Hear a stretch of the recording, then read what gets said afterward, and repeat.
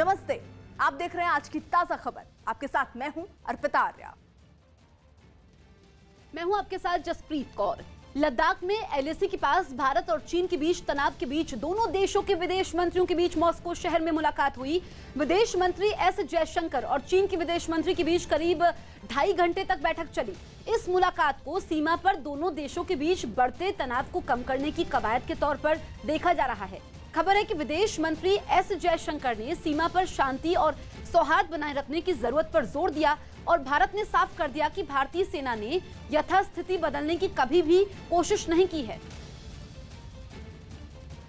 लद्दाख में एलएसी पर जारी तनाव को कम करने के लिए दोनों देशों के बीच 5 बिंदुओं पर सहमति बन गई है। भारतीय विदेश मंत्री एस जयशंकर और चीन के विदेश मंत्री के बीच मॉस्को में हुई मुलाकात में यह फैसला लिया गया। बैठक के बाद भारतीय विदेश मंत्री ने यह स्पष्ट कर दिया कि भारत एलएसी पर जारी तनाव को और नहीं बढ़ाना चाहता है और चीन के प्रति भारत की नीति में कोई बदलाव नहीं हुआ है। वहीं चीनी विदेश मंत्रालय ने कहा कि दो पड़ोसी देश होने के नाते ये बहुत स्वाभाविक है और चीन और भारत में कुछ मुद्दों पर असहमति है, लेकिन अहम बात यह है कि उन असहमतियों को सही दिशा में देखा जाए। चीनी विदेश मंत्री वांग यी ने कहा कि चीन और भारत के संबंध एक बार फिर दोहराए पर खड़े हैं, लेकिन जब तक दोनों पक्ष अपने संबंधों को सही दिशा में बढ़ाते रहेंगे तब तक कोई परेशानी नहीं होगी और ऐसी कोई भी चुनौती नहीं होगी जिसको हल नहीं किया जा सकेगा। दोनों देशों के विदेश मंत्री जब मॉस्को में बैठक कर रहे थे तभी लगभग उसी समय चीनी सरकार का मुखपत्र ग्लोबल टाइम्स तथाकथित विशेषज्ञों के हवाले से धमकी भरे ट्वीट्स कर रहा था। बात सिर्फ यही नहीं रुकी, उसके एडिटर इन चीफ ने भी ट्वीट कर कहा कि अगर भारतीय सेना पैंगोंग त्सो के दक्षिण से नहीं हटी तो चीन पूरी सर्दी अपनी सेना की तैनाती रखेगा, जिससे भारत की मुश्किलें और बढ़ेंगी। वहीं इस ट्वीट में जंग की गीदड़ भभकी भी दी गई। मुंबई के पाली हिल्स में बने कंगना रनौत के दफ्तर को देखने खुद कंगना रनौत पहुंची। ये वही दफ्तर है जिसे बीएमसी ने एक दिन पहले अवैध निर्माण बताकर बुरी तरह तोड़ दिया था। और बीएमसी की कार्रवाई पर मचे हंगामे के बीच कंगना रनौत खुद अपना वो दफ्तर देखने के लिए पहुंची। कंगना के आने से पहले ही मुंबई पुलिस ने सुरक्षा के इंतजाम कर दिए थे।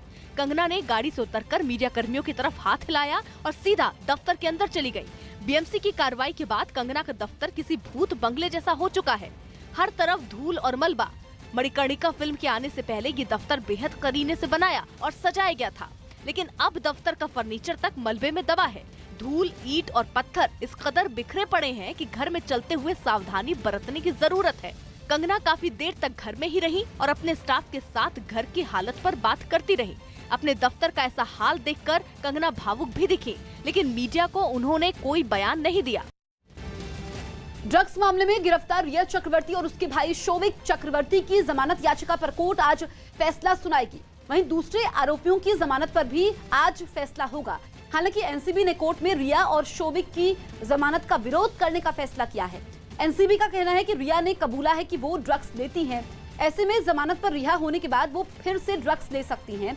इसके अलावा एनसीबी का कहना है कि रिया को अगर जमानत मिली तो वो सबूतों के साथ छेड़छाड़ कर सकती हैं। वहीं रिया पर धारा 27A लगी है, जो एक सिंडिकेट चलाने की धारा है। इस धारा में कम से कम 10 साल और ज्यादा से ज्यादा 20 साल की सजा है।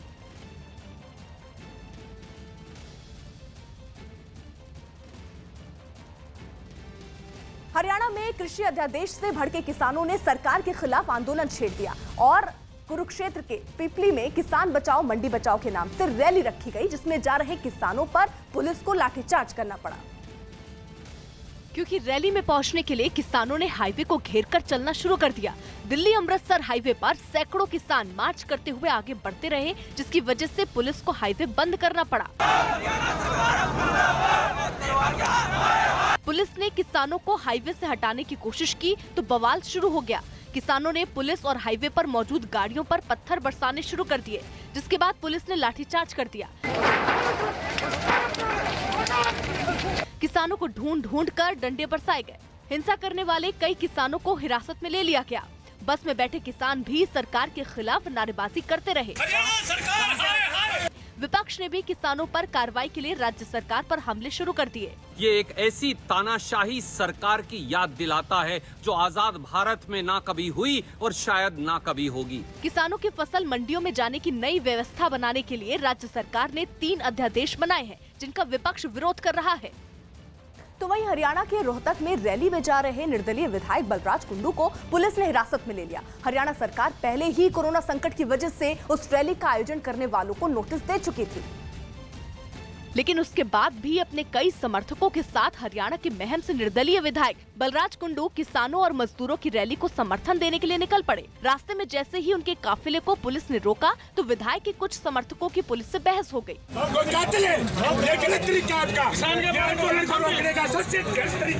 इसके बाद उनके कुछ समर्थक विधायक की गाड़ी से लटक कर खड़े हो गए, जबकि कुछ गाड़ी की छत पर चढ़ गए। पुलिस के रोके जाने के बाद भी भारी भीड़ के बीच विधायक की गाड़ी धीरे धीरे आगे बढ़ती रही। बाद में पुलिस ने सख्ती दिखाते हुए गाड़ी को रोक दिया तो विधायक का गुस्सा भी भड़क उठा। एक गरीब मजदूर की आड़ती की लड़ाई है, इसमें आप हमारी आवाज को दबा नहीं सकते। सरकारी आदेश का पालन न करने और कोरोना संकट के बीच भीड़ जुटाने के आरोपों में पुलिस ने बलराज कुंडू को हिरासत में ले लिया, लेकिन तब भी उनके तेवर में नरमी नहीं दिखी। किसान की आवाज को दबा नहीं पाएगी।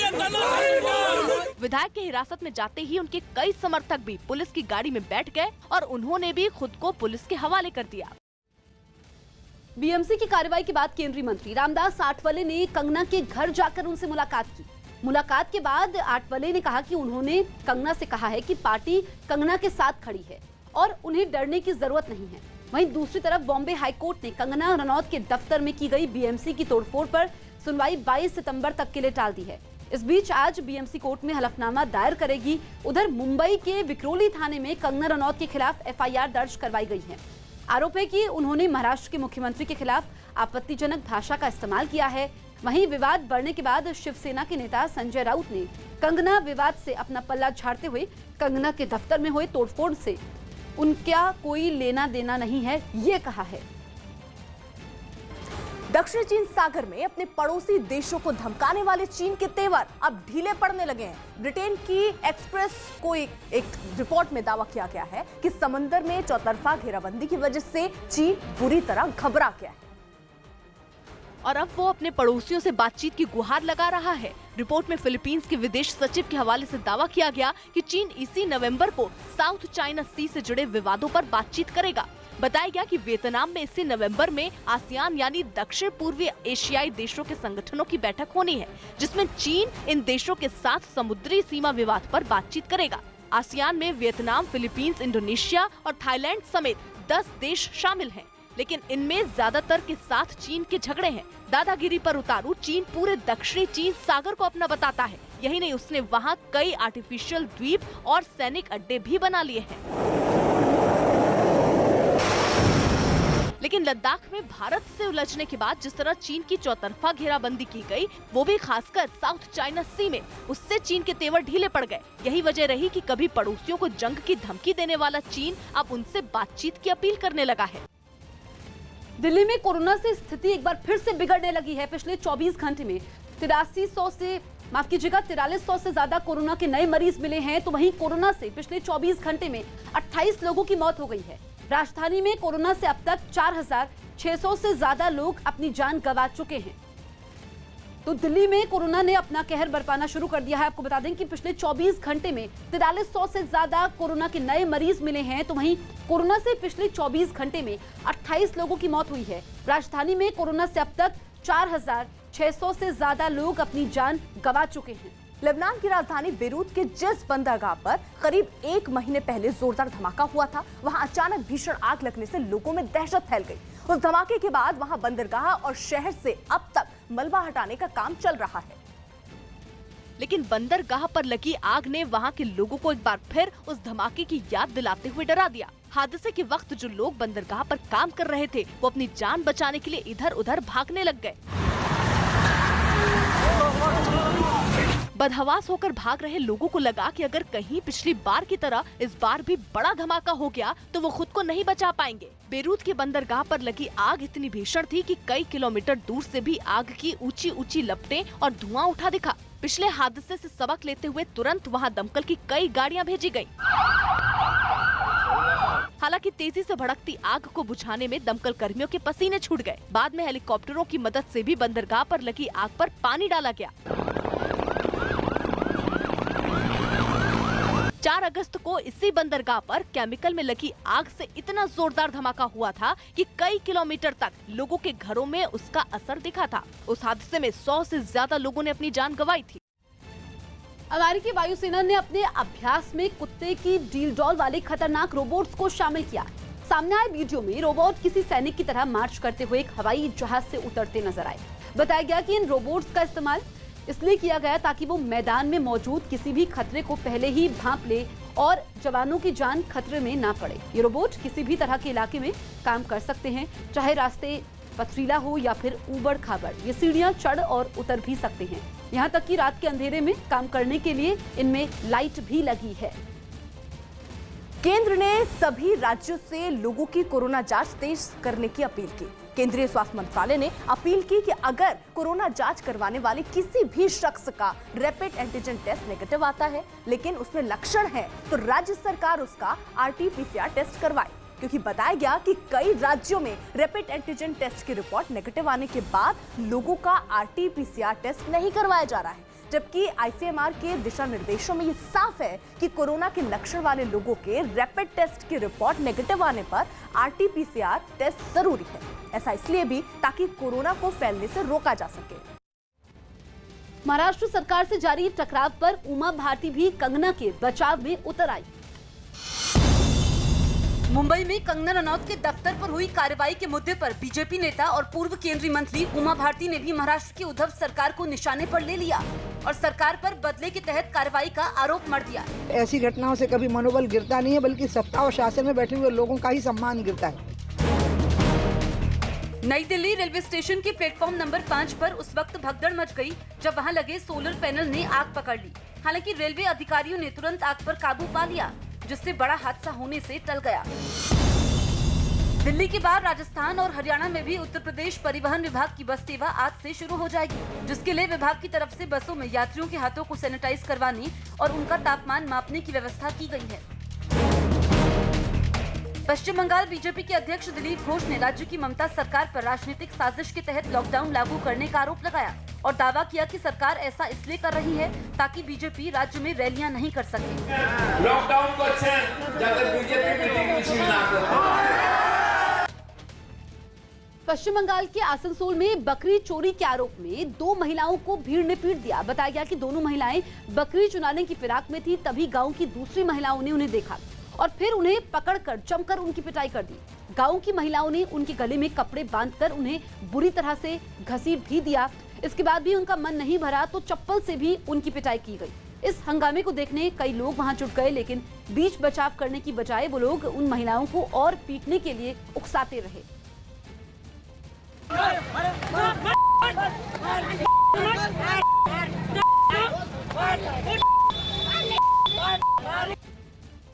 चीन के जियांगसू से एक हैरान कर देने वाली हादसे की तस्वीर सामने आई। वहां कार को रिवर्स कर रही एक महिला ने गलती से एक्सेलरेटर दबा दिया, जिसके बाद फुटपाथ पर खड़ी कार अचानक बेकाबू होकर रेस्टोरेंट के अंदर घुस गई। इससे पहले वो महिला रेस्टोरेंट के सामने खड़ी अपनी कार तक पहुंची और फिर दरवाजा खोलकर उसमें सवार हो गई। महिला कार को रिवर्स करना चाहती थी, लेकिन तभी उसने गलती से एक्सेलरेटर दबा दिया, जिसके बाद कार बेकाबू हो गई और रेस्टोरेंट का दरवाजा तोड़ते हुए अंदर घुस गई। बेकाबू कार ने अंदर रखी कुर्सियां और मेजें भी उड़ा दी। अंदर जाकर कार रुक गई और उसमें सवार महिला बाहर निकल आई। हालांकि गनीमत रही कि रेस्टोरेंट के अंदर कोई मौजूद नहीं था, जिसकी वजह से हादसे में किसी को चोट नहीं आई। दक्षिण अमेरिकी देश कोलंबिया की राजधानी बोगोता में एक आदमी की पुलिस हिरासत में हुई मौत के बाद हिंसा भड़क उठी। इस हिंसा में 7 लोगों ने अपनी जान गंवा दी और देखते ही देखते बोगोता के कई इलाके जलने लगे और वहां हिंसा भड़क उठी।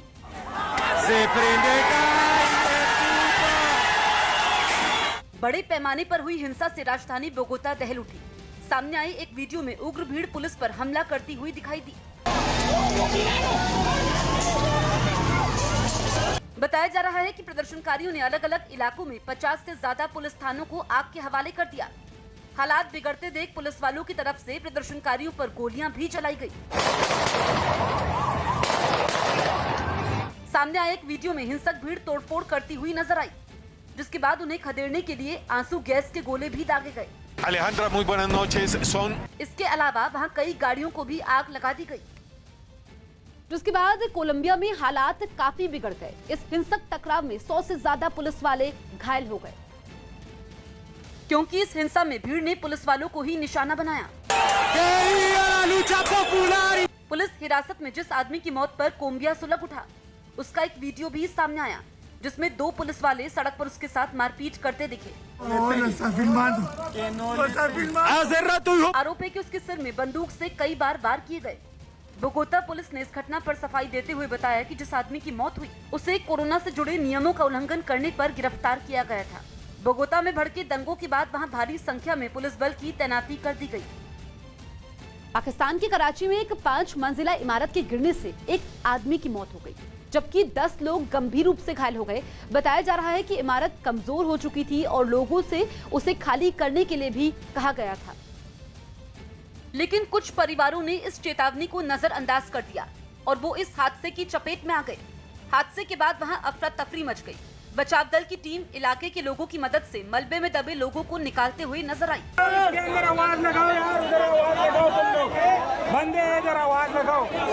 वहां से सामने आई एक तस्वीर में मलबे में दबे एक बच्चे को भी निकालते हुए देखा गया। इसके अलावा हाथों से मलबा हटाकर नीचे दबे कई और लोगों को भी बचाने की कोशिश की गई। संकरी गलियां होने की वजह से राहत और बचाव का काम भी काफी देर तक चला। धमाके की आवाज आई और जैसे निकले तो बिल्डिंग गिर गई है। कराची में हुई इस घटना की जांच के भी आदेश दे दिए गए। आज की ताजा खबर में एक छोटा